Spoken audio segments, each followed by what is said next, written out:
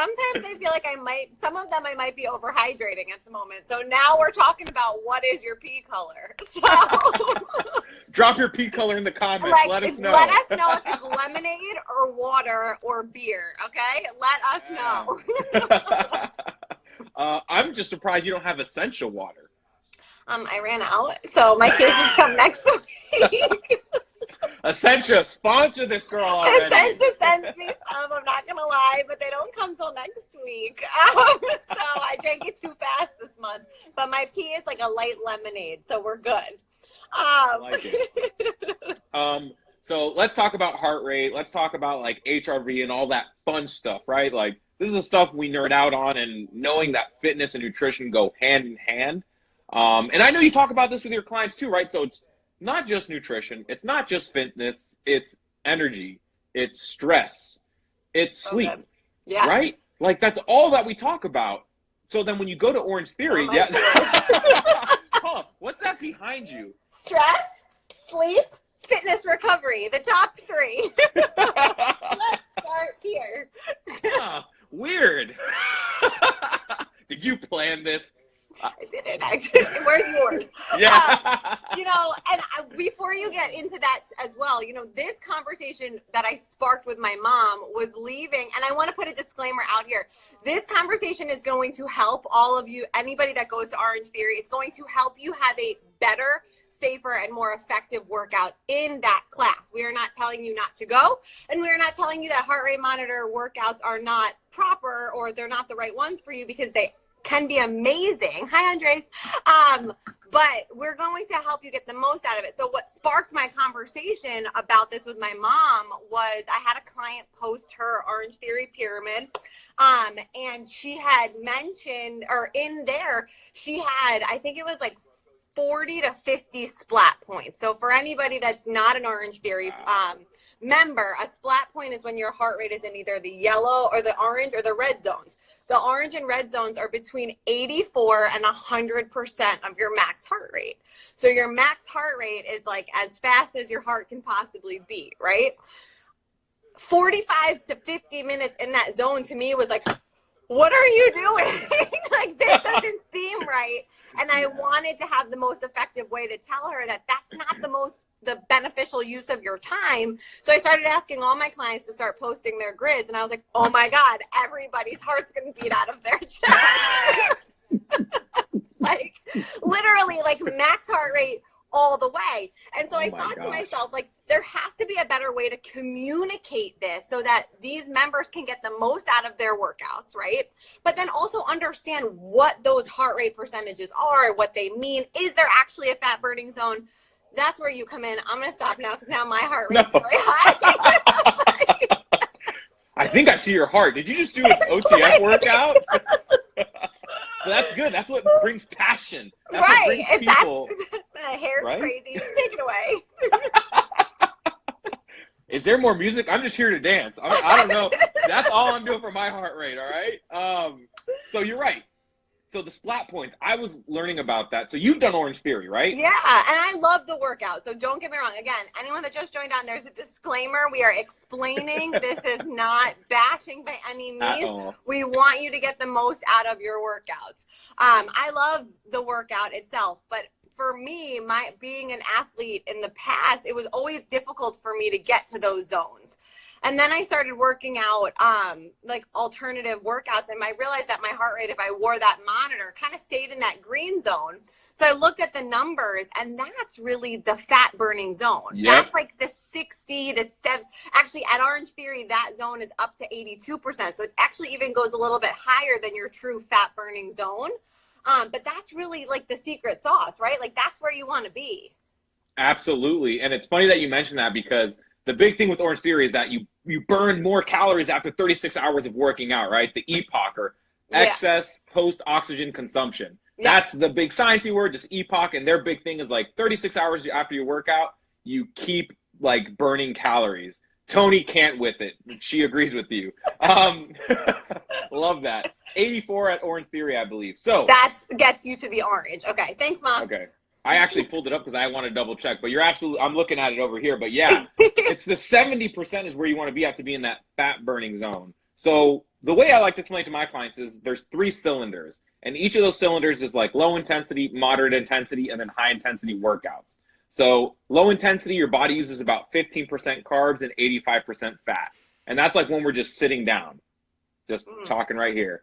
Then we do moderate intensity, it's 50% carbs, 50% fat. And then high intensity, we use 75% carbs and then 25% fat. So as we do more intense workouts, we use more carbs. So how does that affect our heart rate? Because now it's going up higher. We're using our heart muscles. We're using our muscles in our body to kind of refuel. So how does that affect our heart rate? So that epoch that Orange Theory is all about, the studies show if you went jogging just for a few miles, you'd get the same epoch as an Orange Theory workout.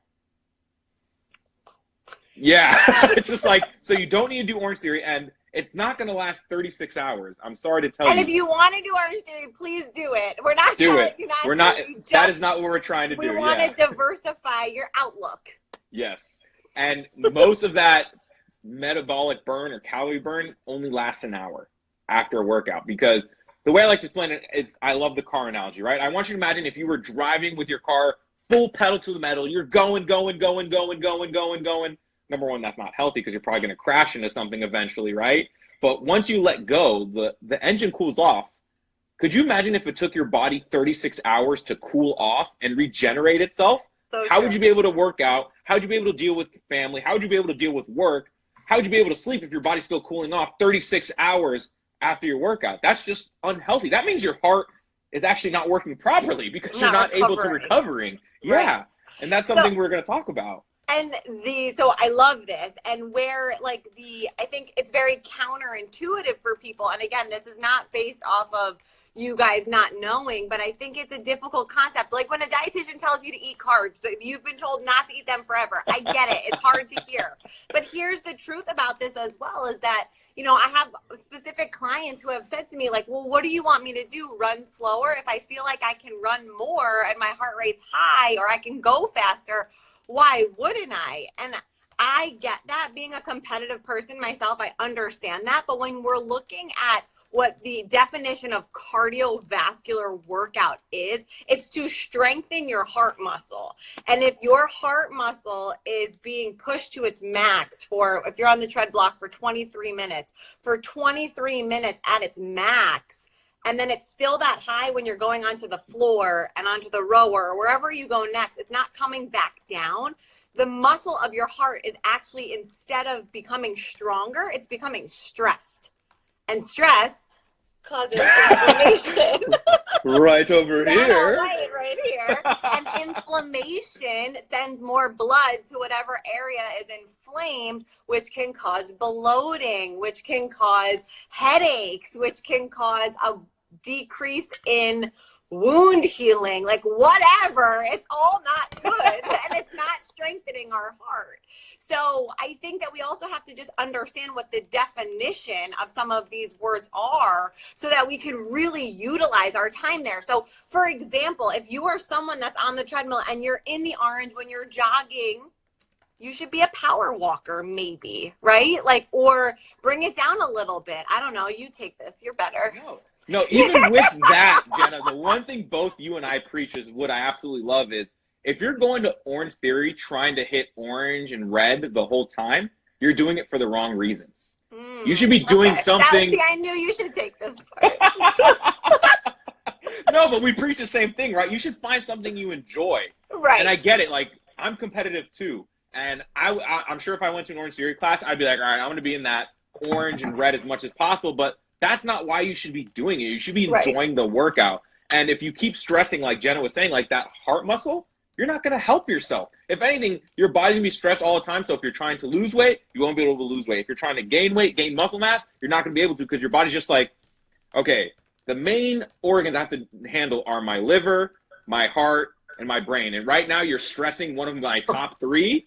Look, if you start DMing your top 3 crush all the time, that top 3 crush will probably not respond because you're a creeper. And that's what your heart's going to do.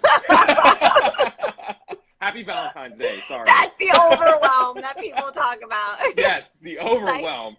cycling, OTAs, anything, be wary. Mom, what does that mean? That's not English. Be wary of overuse.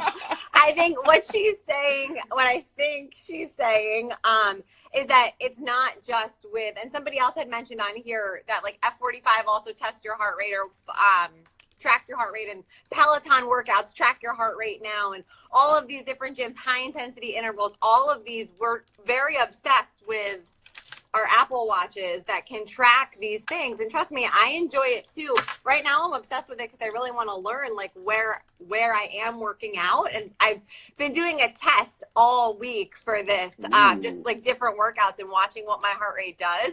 And it's fascinating. But I think that what Mom was trying to say is that anything, and what her and I had this conversation, it was such a good conversation. We were on the treadmill. We were those annoying people talking while during the workout. I'm sorry for anyone in this class, but I get all my best ideas when I'm either driving or exercising, like the worst times because you can't write them down.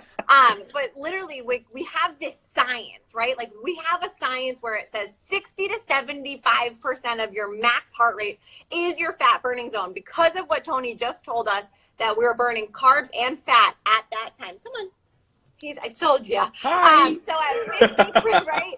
So we have this science that tells us when we're burning the most fat, when we should be exercising. We have science for nutrition that says you should be eating carbs, proteins, and fats in this amount, this times of the day. And then, right? And so we have all this science. And then what we've done as human beings is we've fucked up that science so badly for ourselves. We've taken them to extremes on both ends that the science doesn't work anymore, right? Yeah. So in that same vein where it's like you overuse any workout, and I think she said it's a component of our workouts and it's a tool to track intensity, but the question is, what is your why? Which you said, Tony, amazing. Yeah. Like, why are you doing that workout? But I think that the point here is that we've taken these workouts to an extreme, and right now we're not focused on the actual workout. We're focused on getting our heart rate into a place where like it actually isn't that healthy to do that. Mm-hmm. And I think that's really a little bit more of what you just explained as to why, because now that stressor is not necessarily causing you to burn more calories later. Because what my brain thinks about is that, but it's the muscle mass that makes you burn more calories later, and cardio is not putting muscle on our body. So like that's where I get stuck. Yeah. So, and it's just like trying to recover from it. Right? So we're not building more muscle, we're doing more cardio workouts. We're building better hearts, but the whole thing is your heart should go back as quickly as possible, either from being too high or being too low. That recovery period is huge. And that's what people keep missing. Like, look at pro athletes. If we look at the people that we look up to, they have in-season, they have preseason, they have off-season. So if you're someone that's going to Orange Theory 5 days a week, I knew my mom would love this. Yeah. This is like her talk. Mama Stock! What it do? Mom, you should be on here with us. Just hit request. We'll figure it out. We'll call Instagram and we'll just let them come in. Be like, look, we need to bring in Mama. We need her.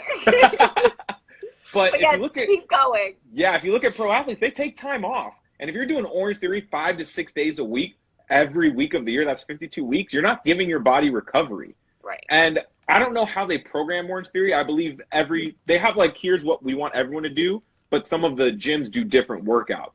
I think the way that they do it, and I worked for them for a hot second, but I think that no matter where you go in the country, it's the same workout. Because like they have Reddit boards where it's like someone in Australia is posting tomorrow's workout, like right now, like you can see it. Which hot tip for anybody that goes to our you can decide if you want to cancel or not, which was always my thing. But I think that some months are more focused on rowing, some months are more focused on running, but for the most part, the intensity never dips because their target market is not, let me take you through your season. It's, you have a goal, we're a gym, and we have classes all day, every day. Again, nothing against them. Their business model is not athletes. But you're exactly right. We train, all of us who go to the gym are athletes, and we need to be training with that same smart, because the truth of the matter is that if you're working out at that intensity, you're opening yourself up to injury. And I don't care if you're going 3 days a week or 5, it's still a lot for especially if you're getting those points at such a high space, you know, think about if you're having difficulty getting to a goal, weight loss, maintenance, or gain, and you're doing that, and that's your only fitness is this high intensity interval training. Think about these things that are suffering from that. This is like so perfect. Just you have to kind of think about the things that are suffering because of that. And so I think we have that understanding. Let's move into how we can tell people how they can more effectively utilize something like a heart rate monitor. Like, you know, yeah. I think actually, okay, here's some facts since I used to work for this company. You know, the person who started Orange Theory actually only recommends her workout 3 days per week. And I think it's because she understands the science, right? Like her workout is science-based, right? It's heart rate based, which is a science method. And it's recommended 3 days per week because of the stress that it puts on your body. So with my clients right now, I tell them if you're going to do it, you could do it 3 days per week, not back-to-back days. That's always my recommendation with a rest day in between, which is sometimes difficult for them. And like splice in some strength training. And so I think that from the experiment that I've been doing this week, my heart rate doesn't go as high for strength training. If it's like more steady state, like bodybuilder type strength training, but I feel it more. But for people that don't understand what that's actually doing, they see, okay, I burn 200 calories in an hour of strength training, but I can burn 700 calories in an hour at a high intensity interval class. Like, duh, I'm going to do this. And we leave off that. So can you explain that, like, scientific why and what strength training does and why it's so much better? I told you from the beginning, I'm just here to dance. I don't know why you keep asking me these questions. I'm just here to dance and drink water. I didn't know there was anything else required of this time. I'm just here to make sure my dog doesn't die. I'm not sure what he's doing right now. But so that was like a really big question. But tell me. There's the 200 calorie workout and the 700 calorie workout. Going back to what we talked about earlier and what we preach, if you're going in because of the calories, you're doing it for the wrong reason. Number one, like, stop looking at how many calories you're going to burn. Start enjoying what you're doing, because that's going to lead to long-lasting habits. Sustainability. We can get you to lose weight. I tell people all the time, look, I can give you a meal plan and lose the weight, but you're probably going to regain it back. So stop basing it on whatever you're trying to do. Mama stock, the calories burned based on devices are kind of BS. They are 100% BS. All right? And the same thing with heart rate. A lot of these heart rate apps that we have, so including Apple Watches, heart rate monitors. I have clients that use the Oura Ring. I don't know if you've heard of that one. Yeah. Ring, the Whoop Band. When I worked in pro sports, that was a big one. But the best one is the heart rate monitor around your chest, because obviously you're closest to your heart. The farther away from your heart, the harder it is to get a reading.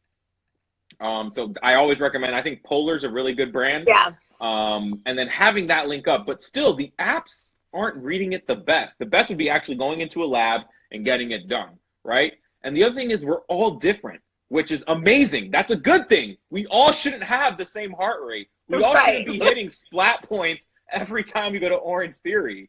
Like, that's the beauty of all of this. We're all different. And if we're all trying to aim for the same goal and doing it differently, like, good. If you're trying to be like someone else, it's not going to work out. So going to your question, like, what are the workouts we should be doing? Strength training should always be involved, because we're building muscle. The more muscle we have, the more metabolic we are. That means we can burn more calories if that's what we're trying to do.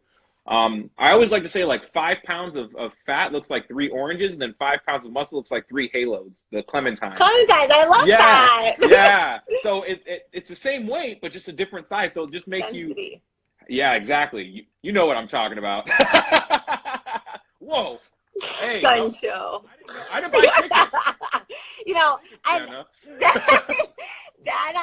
again, the conversation I had with my mom, one of her points for this exact same point was, you know, when when you get older, like you see women, I think her example was when she used to work out, like down the shore, and she would see women in the aerobics room, right? And like their bodies never changed. They were going to that same aerobics class every single week or day, whatever it was. And maybe it was just enjoyable for them. That was fine. But like their bodies weren't changing. They weren't putting on muscle. So that's one area, right? If you want to change your body, strength training is so important. But the other piece of it is that, especially for women, like bone density loss happens like 10 years ago for me, right? Like we start, like our bone density needs to be strengthened. We need to really be taking care of our bones, and strength training is a huge factor of that. So that's number one. And what her point was that like, if you are an older woman and you're a grandma and you're taking care of your grandkid, and God forbid a chair falls on he or she, like you have no muscle because you only did cardio your whole life or nothing. Can you pick up that chair or off your grandchild that needs you? Or if you fall, God forbid, and you're not wearing your life alert, like, can you get yourself off the ground? Like, these are all things that, like, I interviewed somebody for our podcast. Her name is Little List Fitness. And she was talking about how, you know, the best thing about strength training is it doesn't matter when you start, you can always make improvements. So if you're 75 years old right now and you want to start lifting a water bottle, like, yeah, look at those guns. You can literally start making a change because your muscles are very reactive. Right? So it's so important to think about fitness from a longevity standpoint, not just like this immediate short-term goal. I want to have a six-pack for summer. Fuck that. Like, think about your grandchildren. Think about your lifeline, your long-term, like, what is your goals for moving your body? Whew. Stop trying to win the season. Start trying to leave a legacy. That's what we want you to do. I love that. We want you to be a Hall of Famer, not just a one-year stud. I love whoever just said. I remember being so obsessed to go to the gym every day, and now I don't care if my body doesn't really feel like working out for that. Amazing. Because Tony, tell her what factor rest and sleep play in this. If you ain't resting, oh Lord, change ain't happening. Hold on, you ain't doing nothing. You don't know how many people I work with. They're like, this is what I'm eating, this is what I'm working out, and I'm like, okay, how often are you sleeping? How many hours a night are you sleeping? And just going back to the bone mineral density thing you're talking about, we actually release HGH, or human growth hormone, the most immediately when we fall asleep. And the way I like to explain to my clients, you know that, hey, what's up, Joe? You know the paper towel rolls that's right in the middle of the little cardboard thing? Yeah. I want you to imagine if you stuff that with cotton balls. Now we take the same paper towel roll, a different one, but filled with like 2 cotton balls. Which one's easier to break? The one that has 2 cotton balls in it, or the one that's full of cotton balls? 2 cotton balls. Yeah, and that's your bones, because the outside is the paper towel roll, and the inside, your bones are constantly eating themselves and refilling them. And what happens is when we don't sleep, also calcium, vitamin D, vitamin K, all that plays, we actually weaken our bones. So if you have no sleep and you're going to Orange Theory and hitting those flat points like 45 to 50, you're probably going to get injured, because number one, your bones aren't recovering, your muscles aren't recovering, you're not getting enough sleep, so you're probably going to forget, you're going to miss trip while you're doing a tread block. Someone isn't sleeping enough. That would be my dog. Come on. Yeah, right? Yeah. So just not getting enough sleep, you can't rebuild your bones, which, as you're saying, as you grow older, for all of us, not only women, is going to be more important. Sorry. Did you give him water? No, he keeps dropping his bone on me.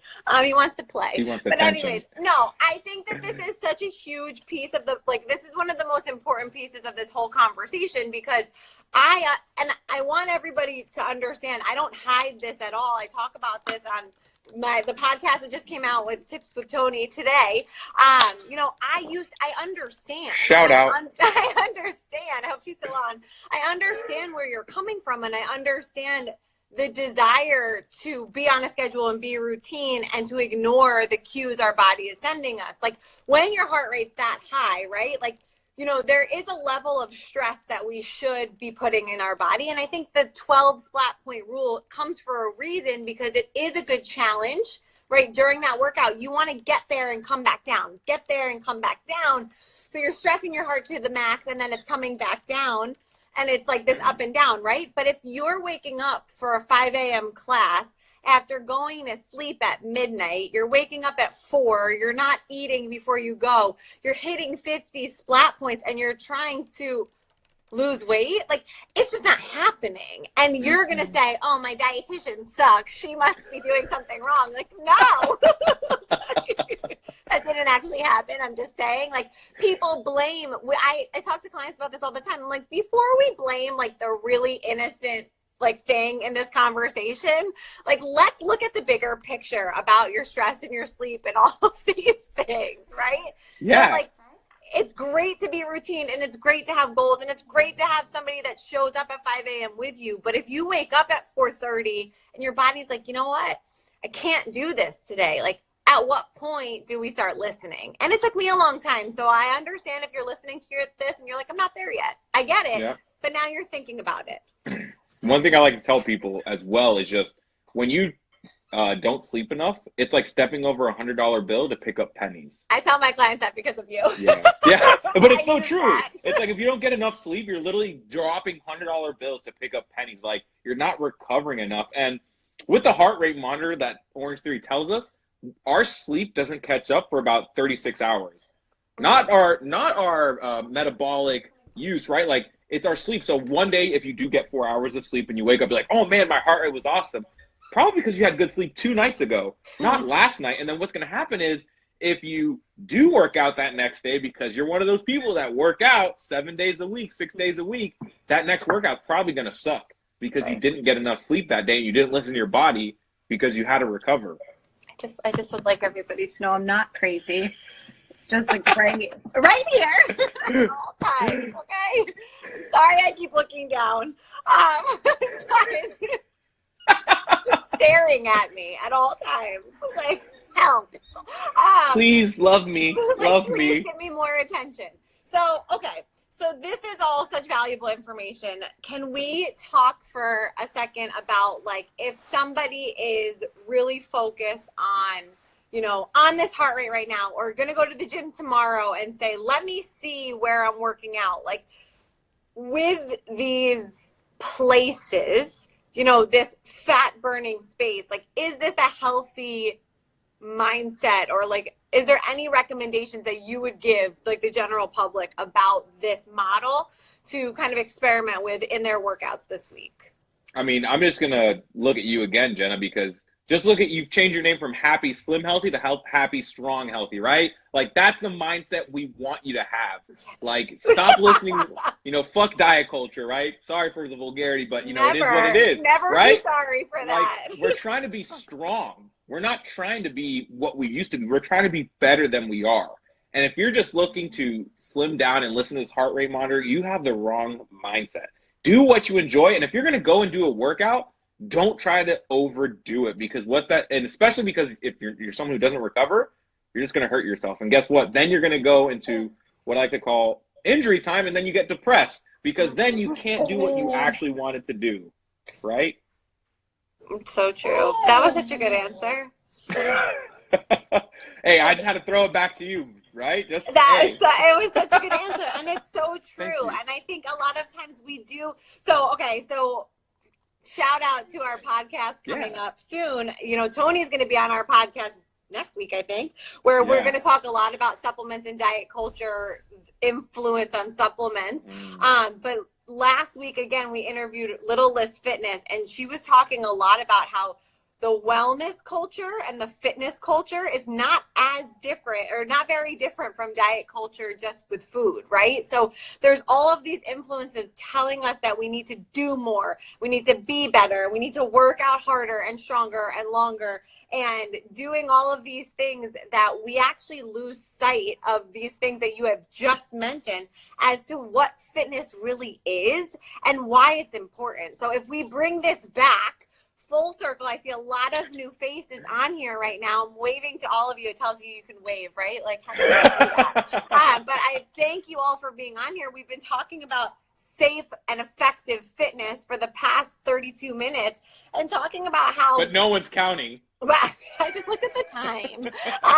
But we've really been talking about how, you know, I think the way to kind of pull it all together is to help you understand, like I know from, you know, using to be in that space where, you know, somebody didn't hit their splat point goal or their goal for their workout, it was a bad workout, right? And I think the main thing we need to focus on is, instead of pushing ourselves to feel like when we leave a workout, the only way it counted is if we're like crawling out the door. We're so sore. That was brutal. I'm soaked with sweat. I love that feeling too, but that's not the only way to get an effective, efficient, and safe workout. And I think the understanding of balance and how to balance your different types of workouts is a really key skill to have, or understanding to have. Like something like yoga has a place in our diets, and stretching and strength training, and all of these different areas of fitness are so important that they often get overlooked, because when you're leaving that room, you're not like, oh my God, I'm dead. That was so hard. Again, I get it. That was me. And I love that feeling. I like craved and needed that feeling. But from a safety level, like, it's not what's safest for us. Jenna, how did you get over that, and how do you teach your clients to get over that? You know, for me, the way you took that deep breath was like, we already have 32 minutes, Tony. I don't have another 32. So no, this is such a great topic, because I think one of the most important things to understand is that your brain, your mental capacity, plays a huge role in it. And you have to start to understand. I know when I run a lot, when I was training for races in the past, I used to have this really bad hip pain. Like, I used to go to physical therapy, and the doctors would be like, stop running. And be like, screw you, not happening.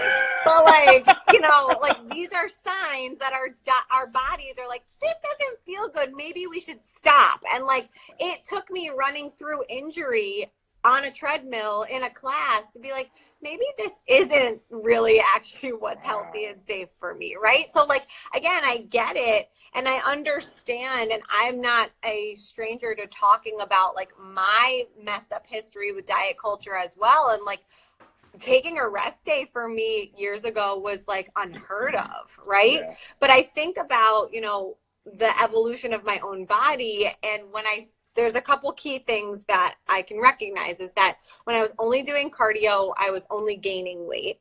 When I was only strength training and doing it healthfully, there was a period of time where I was super healthy with that. I saw my body change, but I wasn't taking care of my mental state, and it went too far.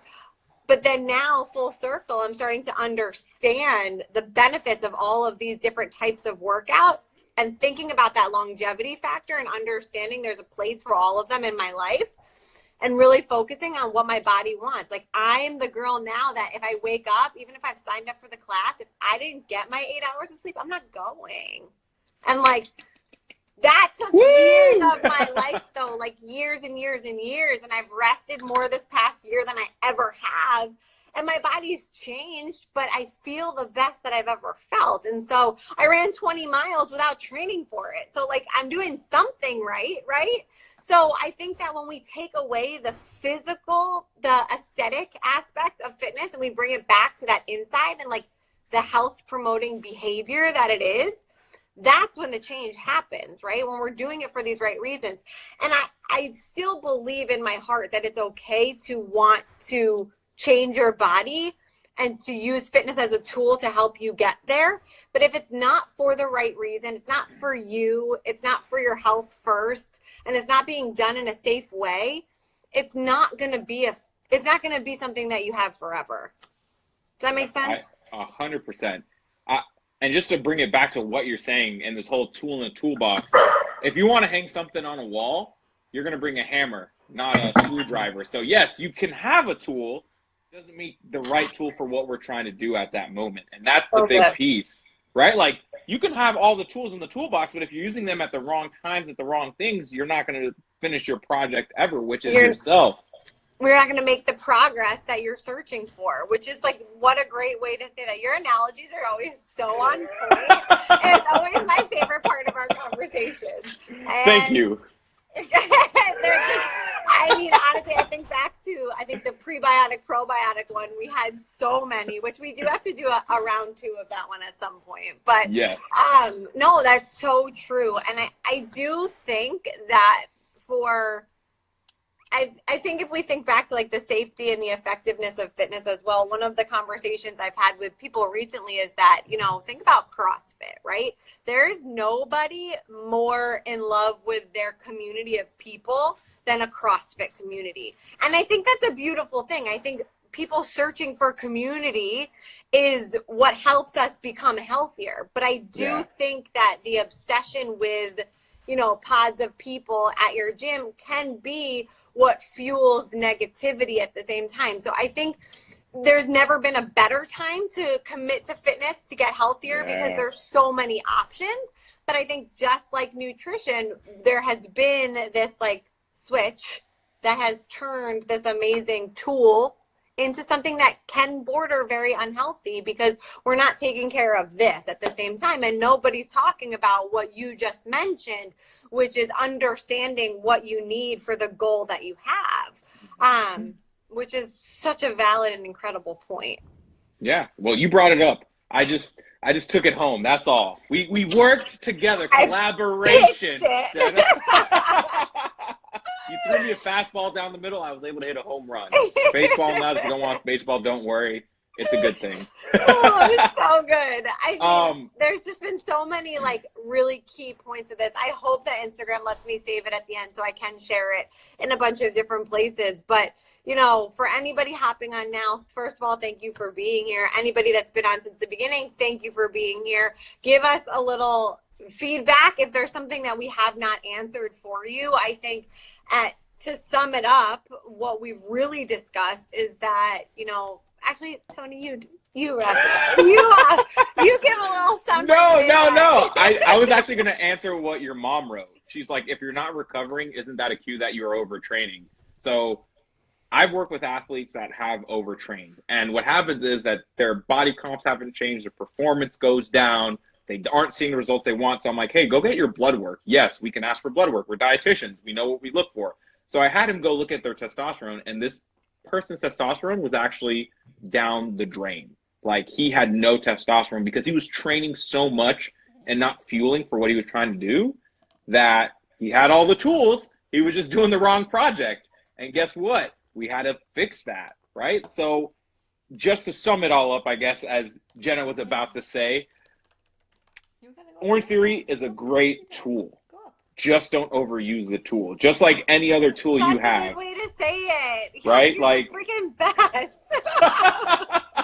Not as good as you, JW. No, Not as good so as you. good. Like, that's the home run though, is that like, I think with anything you can abuse these tools, right? And so to the point that you just said, when I had the flu when I saw you last in October, I knew that something was wrong because I had done a leg workout on my own on a Wednesday. And when I saw you was Friday? Yeah. I should have been fine by Friday. Like, even my hardest workouts don't take me 2 days to recover. And I was still like, couldn't bend down, like very, very sore, achy, which is a different thing. But like I felt my muscles, right? So even though I was eating, I knew something was wrong with my body, and I didn't work out. I rested. I had the flu, but I didn't know that yet. But I think back to my past with fitness and the abuse that I've had with fitness, whereas I've worked out through that many times over. I had an upper respiratory infection, but there was a challenge at my gym a couple of years ago, and my ass was on the treadmill hawking up a lung. Like, I could have passed out. Like, there has to be these moments where we recognize that, like, we could be doing harm to ourselves. I work out right now with this woman. She does small group training, and it's an all-female group, and she's amazing. Her name's Leah. If anybody on here is in New Jersey, she's fantastic. But her message is always like, why are you trying to do more? Like, when you can be doing it the right way, like work out smarter, not necessarily harder, like feel your muscles, use your muscles, know what those muscles are supposed to be doing. Don't just like go through the motions. And I think so many of us see these Fitspos on Instagram doing these crazy little like workouts. And it's like, oh, if I can't like flip a tire and jump through it and like squat it, then I'm never going to look like this person. But like, or you could just take a barbell and like we have to simplify it, just like we do with nutrition. Like what I know you and I do with nutrition is take all of the noise and simplify it for our clients. So I think that that's a key piece. The other thing that I found, now that I'm remembering, super interesting, is that somebody had messaged me about if you're sitting for a while, even if you're in really good shape, and you stand up and you like run upstairs because you forgot something and you feel like your heart's beating out of your chest, you're so out of breath, and you're like, but I work out 5 days a week. Like, what's wrong with me? Like, that sensation is your heart rate going from like the blue zone to the orange zone really fast, right? So think about what's happening there, and how if you keep yourself up there for that whole class, how hard it is for your thoughts to process, for you to function like that. You could probably fall off a treadmill. Did you say that already? Like, like all of these things, like you're not getting enough oxygen. The blood's not coming back to your heart fast enough to like continue on with the purpose of whatever it is that you were doing. So first of all, you're not out of shape if that happens. It happens to me all the time. I'm like, oh, bless up. Thank you, Jenna. I was worried I was out of shape. I was about to go outside and run a mile and be like, all right, I feel better. No, like, I'm kidding. True. But it is like a real phenomena, right? Like, it's so fascinating. But, think about that stress and how, it does take you a little while to recover from that. And then compounding that for 50 minutes there's a lot going on here. Yeah. And just going back to what you were saying, like how people are different, how you respond to things are different. A Picasso and a Van Gogh are two beautiful paintings, and they're two different paintings. You can't compare them. No. Just like you can't compare yourself to anyone else. So don't try to hit all those flat points because you think you're going to turn into a Picasso if you're a Van Gogh. We're all meant to be different. And again, that's a beautiful thing. Like, you can't keep trying to be an Instagram Fitspo if that's not what you're meant to be. A hammer's never going to be a screwdriver, no matter how many times you try. Those are two different tools, two different ways. And yeah, don't go 0 to 100 every day, because going to 100, you're eventually going to crash. If you kept your pedal on your car every time you drove, man, you're going to crash a lot more times. You need new brakes. Yeah. Need a new engine and some new brakes. Okay, how about the importance of like warm up and cool down, which I know I used to be the person that skips the stretches always, or the person that hopped on the treadmill and just started running. But I was actually listening to a Peloton instructor the other day talk about, she's a runner, marathon runner, and she was talking about the importance of like the 5 minute to 10 minute like warm up walk, not run, like getting your body like understanding that it's about to move, like preparing the body for fitness, like conditioning your heart, getting the whole body, mind, every muscle in your body aware that fitness is about to happen, so the heart can kind of perform at its best. Do you have any opinions on that? If you turn on your car and you're going to pull out of your garage, you're going to go straight to the gas and just hit back and hope that no one's behind you? No, you're going to wait. You're going to turn around, hopefully, or use your rear camera mirror. Hopefully no one's behind you and go slow, right? Like, you don't want anything to happen. And then once you get on a highway is when you can start going a little bit faster. And that's what you need to understand. That when you get off the highway, you don't keep going however fast you go. I'm not going to say anything because I don't want anyone to feel judged. Okay? Right? Like, you're going to have to cool down just the same way. Like, that's just how your body works. And if you keep trying to push it 100 every time you start anything or end anything, you're not going to be successful in your goals. So there you go. I think that the full circle here is, if you can repeat for everybody that's hopping on again, the seasons of fitness piece, and like what athletes, we're all trying to be athletes. We're all trying to stay healthy. We're all trying to work out for the right reasons now after listening to this, right, everybody? Give us a heart, because that's what you're doing. Yeah.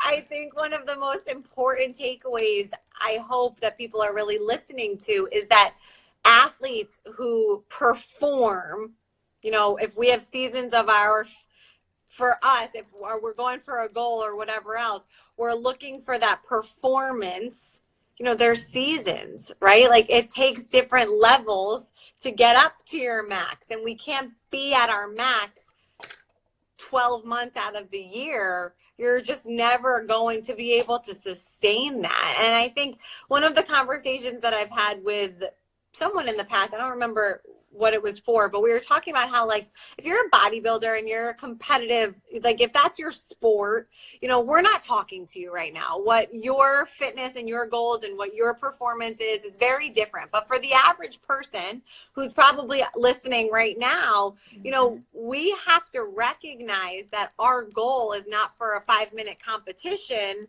and then it's over.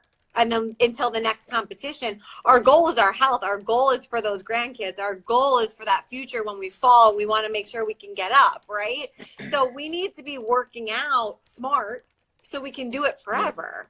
And I think that is the key that for me was like such a mind-blowing moment where it was like, I can't do this forever. Yeah. Like, Yeah. Right? It's crazy. And that's a tough pill to swallow. And I get that. Out of anybody who can relate, like if right now you're listening and you're like, I understand, like I feel that so deeply, you know, I'm with you. I get that. And so I want you to think about, even if you're working out for your wedding, right? I get it. But like you want to feel good on your honeymoon too, right? You want to feel good in your first anniversary, your 5th, your 100th, whatever it is, you know, whatever you're doing to get there, if you want to keep that, you have to keep doing it. So whatever you're doing right now, think about it. Is it sustainable for you? Does it make you feel good? Does your body feel strong? Or do you feel like, oh my God, I have aches and pains everywhere? It's time maybe to reevaluate some of that. 100%. You should absolutely reevaluate that. Yeah, I like when you agree with me. I always agree with you. We got the same mindset, JW. We got this, all right?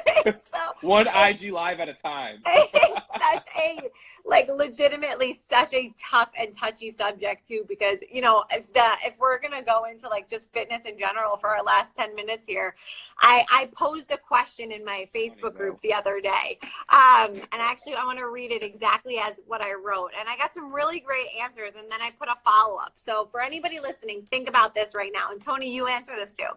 So I said, what if your current fitness routine wouldn't and couldn't change your body? Would you still do it? And would you still do it as intensely, or what would you change? And so I think that people that are very protective of their routine and their community immediately say, like, of course I would still do it. And I was the person that said that too in the past, right?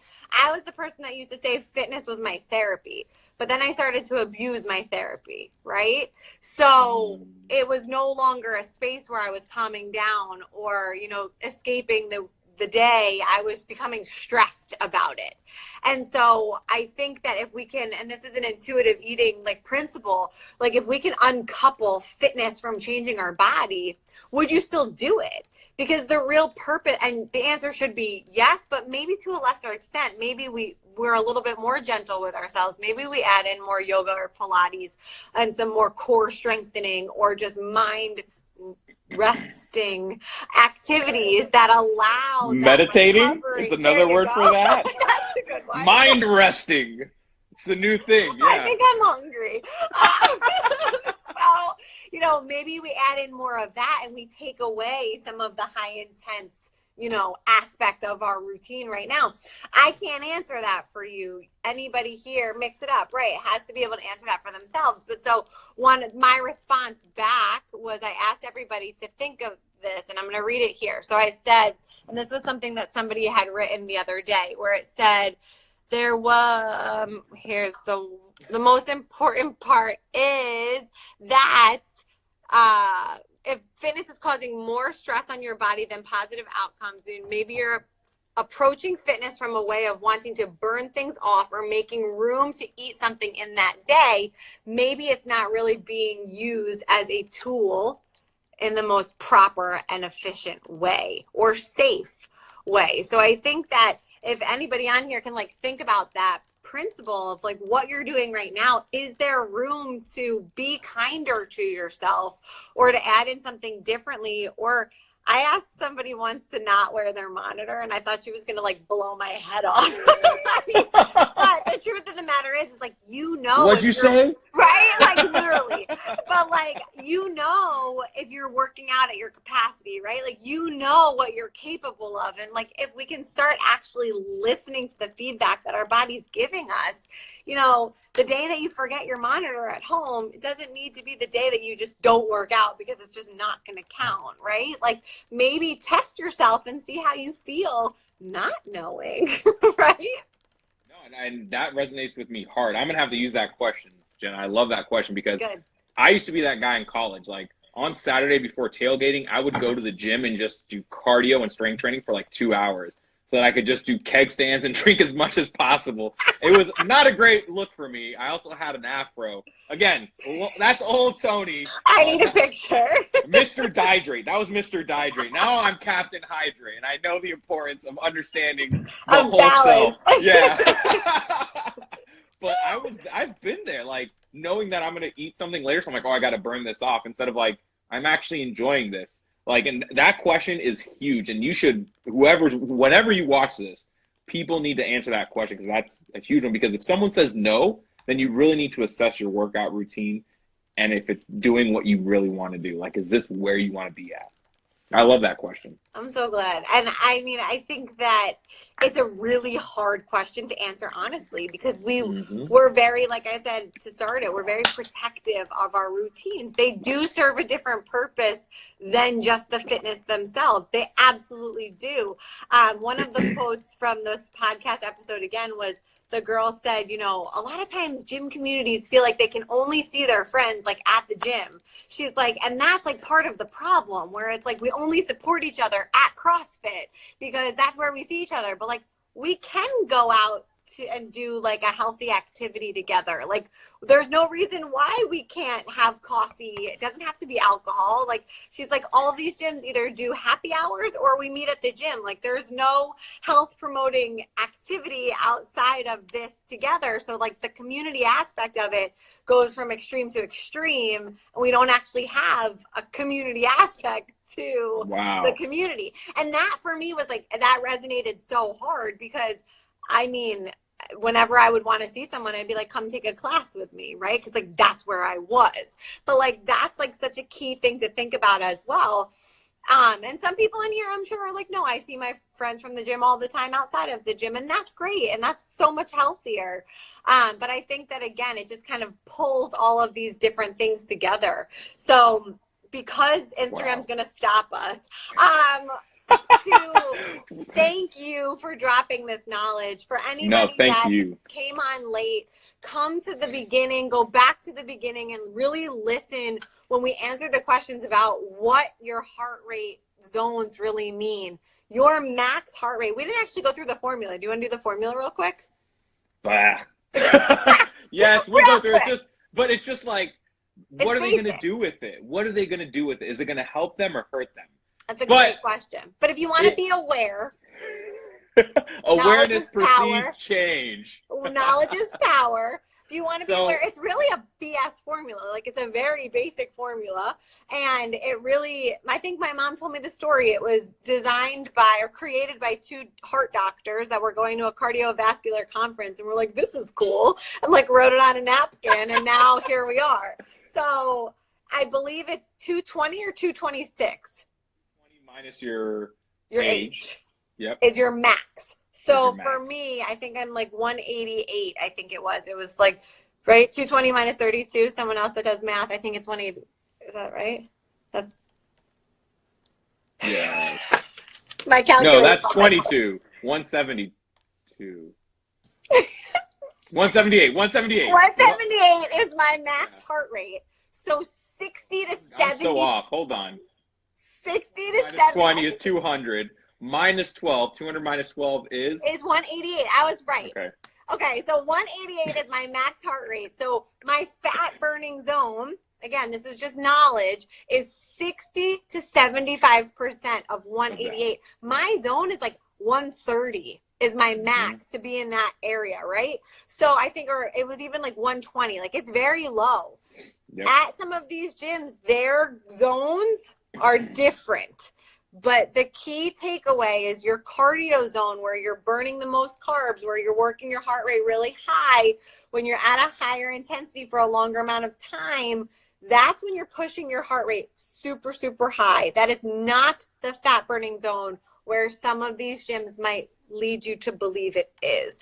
So knowledge is power. Understand it. Don't abuse it. I challenge anybody in here to go to the gym tomorrow without their heart rate monitor on and just see how you feel in your workout. Like, see how you feel. And if you are a runner, I challenge you also to take a Peloton heart rate zone class, because in those classes, What is that? so the instructor literally, I'm trying to talk fast so we don't get cut off. The instructor literally will tell you, like, I want you in your low end of your fat burning zone. So I want you at your 60%. And she'll say, if you can feel like you can run more than this, I get it. But that's not the purpose of what we're doing right now. We are training your heart muscle to be stronger. So I want you here. And it's like, for an Orange Theory person, It's like your blue zone. Like, it's very low. It's your lower end of your fat burning zone. And she'll say, we're going to pick it up. We're going to get you high for 2 minutes and bring it back down. And she said in it, she's like, if you need to walk to bring your heart rate back down, start walking. And I was like, this is the best education ever. Like, I appreciate you. Thank you. I wish I could talk to you, but you're on the screen. But it was so good. Like, so good. And so I challenge anybody on here to kind of look at that as, you know, another alternative option. But listen to your body, people. Start resting, sleeping, managing. I can't point right. Stress. Vanna White's job was hard. Sleep, stress, fitness, recovery. Those are the top 3 ways you're going to control inflammatory response in your body. And if right now you're just working out and stressing your body more, it might not be sleeping. Say goodbye. Thank you, Tony, for dropping all of your knowledge on us. As always, you are the most fun to do a live with, but also so full of information. I can't wait for our podcast. JW, I appreciate you every day. Everybody, leave us some comments, whatever you need from us for next time. We will be back, and I'm hoping that this saves. So send us some luck, and I will talk to you soon. Appreciate y'all. Have a good one. Bye.